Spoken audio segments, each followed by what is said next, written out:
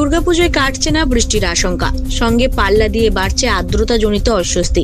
পুজোর বাকি প্রতিদিনই বৃষ্টির পূর্বাভাস দিয়েছে আলিপুর আবহাওয়া দপ্তর। ভারী নয়, পুজোর দিনগুলিতে হালকা বৃষ্টির সম্ভাবনা থাকছে। বিশেষ করে উত্তর ও দক্ষিণ 24 পরগনা, পূর্ব ও পশ্চিম মেদিনীপুরে বজ্র বিদ্যুৎ সহ বৃষ্টির পূর্বাভাস রয়েছে। হাওয়া অফিস সূত্রে খবর, বর্তমানে অন্ধ্রপ্রদেশ উপকূলে, বাংলাদেশের পূর্ব উপকূল, অরুণাচল প্রদেশ, অসম সীমান্ত এবং উত্তর পশ্চিম ভারত সীমান্তে 4টি ঘূর্ণাবর্ত অবস্থান করছে, যার জেরে পঞ্চমী এবং ষষ্ঠীতে বেশ কিছু জায়গায় বিক্ষিপ্ত বৃষ্টি হতে পারে। তবে ভারী বৃষ্টির সম্ভাবনা নেই। বৃষ্টির সম্ভাবনা অনেকটাই কম বলা চলে। আকাশ আংশিক মেঘলা থাকবে বলেই মৌসুম ভবন সূত্রে খবর। আপাতত কোনো জেলায় বৃষ্টির সতর্কতা জারি করা হয়নি। এদিন কলকাতার সর্বোচ্চ তাপমাত্রা থাকবে 32 ডিগ্রি সেলসিয়াসের কাছাকাছি, সর্বনিম্ন থাকবে 26 ডিগ্রি সেলসিয়াস। ব্যুরো রিপোর্ট, জেলার বার্তা।